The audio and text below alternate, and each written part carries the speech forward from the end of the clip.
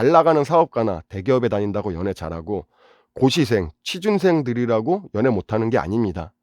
준비의 기준은 저마다 다르겠지만 적어도 내가 사랑하는 사람을 만났을 때의 준비는 방향성 자체가 달라요. 더 구체화되고 가시화되죠. 오늘은 힘들 때일수록 연애를 꼭 해야 하는 이유에 대해 얘기해 보려고 합니다. 많은 남자들이 이런 말을 많이 해요. 난 아직 준비가 안 됐어. 어느 정도 틀을 갖춰놓고 여자를 만나자. 물론 아무 준비 없이 사는 것보단 미래를 계획하고 실천해 나가는 사람이 훨씬 멋있죠. 제 바로 전 영상에서도 말씀드렸지만 열심히 사는 건 기본입니다.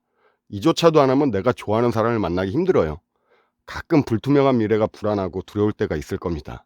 아마 대다수의 사람이 이런 생각 한 번쯤은 해봤을 거라고 생각해요. 지금 내가 처한 상황과 현실이 불만이고 부족하다고 느낀다면 바꾸면 됩니다. 물론 쉽게 바뀌진 않겠지만 그래도 노력해야 돼요. 하지만 대부분 어떻게든 되겠지. 이렇게 흘러가듯 인생을 살아가죠. 이렇게 살다 보면 난 어떻게 될까? 미래가 보이지 않는다면 바꿔야 될 필요성이 있는 겁니다. 소름 끼치는 사실을 제가 하나 알려드릴까요? 나의 50대, 60대를 그려봤을 때 지금과 그렇게 달라질 것도 없고 답이 안 보인다 싶으면 지금 생각하는 기준보다 딱 2배 힘듭니다.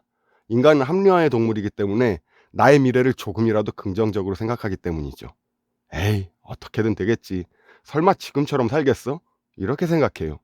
나이가 들면 몸과 마음은 지치게 되어 있습니다. 그전 같은 체력과 열정이 나오기 힘들어요. 흔히 말하는 노답 테크트리를 타고 있다면 더 늦기 전에 변화하려는 마음가짐을 가져야 됩니다. 이렇게 미래 청사진을 그려보는 것만으로도 나의 생각은 많이 바뀔 거예요. 변화하려는 마음만 가지고는 힘들지만 애초에 그런 생각조차 안 한다면 내 인생이 아름다워지기는 힘듭니다. 이건 제가 장담해요. 아니 그럼 내 한 몸 책임지기도 힘든데 어떻게 연애를 하라는 말인가요? 좋은 질문입니다. 이제부터 그 부분에 대해 설명드릴게요. 살다 보면 내가 정말 좋아하는 또는 좋아했던 사람 한 명쯤은 누구나 다 있을 거예요. 흔히들 이상형이라고 하죠. 남자는 그런 사람을 얻기 위해 많은 노력을 합니다. 눈에 보이는 거칠애나 사탕발림으로는 그녀의 마음을 잠시 흔들어 놓을 수는 있지만 이 방법만으로 만남이 오래 유지되기 힘들어요. 얼마 지나지 않아 당신의 바닥이 다 드러날 겁니다. 그래도 이상의 여자를 짧게라도 만나봤으면 다행이에요. 대부분의 남자들은 저런 예쁜 여자는 어떻게 하면 만날 수 있지? 저 여자는 능력이 나보다 높은데 꿈도 꾸지 말아야겠다. 이렇게 생각해버려요. 자기 자신을 과소평가하는 사람에게 변화는 일어나지 않습니다. 한 번이라도 내 이상형, 예쁜 여자를 만나서 사랑받았던 남자는 그 관계를 유지하기 위해 최선을 다하죠. 매일 꽃 사다 바치고 명품백 사주고 비싼 밥 사주라는 말이 아님을 아실 거예요. 물론 여유되면 해서 나쁠 건 없지만 본질적인 사항은 바로 그 사람과의 미래를 꿈꾼다는 소리죠. 정말 내가 좋아하는 사람을 만나면 더 나은 미래를 설계하며 열심히 살 수밖에 없어요. 이유는 간단합니다. 왜? 행복하게 해주고 싶고 내가 책임지고 싶고 다른 사람에게 보내고 싶지 않거든. 만약 만나는 사람이 있는데 흘러가는 대로 생각 없이 산다? 그럼 답은 간단합니다. 당신과의 미래를 생각하지 않는 사람이죠.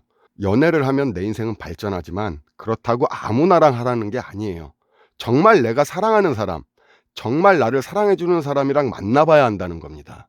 이런 여자를 한 번이라도 만나봤던 남자는 비록 그 만남이 이별로 다가와도 그 사람의 삶의 전반에 많은 영향이 남아요. 저도 과거 정말 사랑했던 여자가 있었는데 그 친구는 능력이 참 뛰어난 사람이었어요. 솔직하고 자기 일을 사랑하는 여자였죠. 스펙도 뛰어나고 당시 외국계 기업에서 일하고 있었습니다. 반면에 저는 그냥 평범한 회사에 다니고 있었어요. 서로를 굉장히 사랑했던 건 사실이었지만 관계는 오래 지속되지 못했습니다. 지금 생각해보면 저에게 미래가 보이지 않았던 것 같아요. 흘러가는 대로 몸을 맡기고 생각 없이 살았던 거죠. 나름 열심히 산다고 생각은 했었는데 그건 제 생각에 불과했습니다. 그녀와 미래를 준비할 노력도 용기도 없었던 거예요. 지금 생각해보면 그녀가 나를 떠난 건 어쩌면 당연한 건지도 모르겠습니다.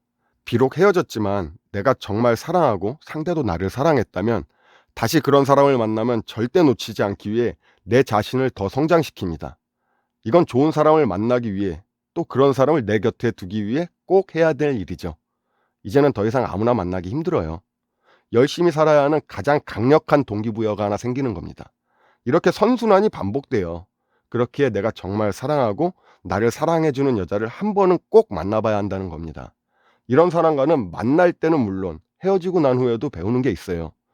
준비가 안 돼서 아직은 여자를 만날 때가 아니라는 말은 핑계일 때가 더 많습니다.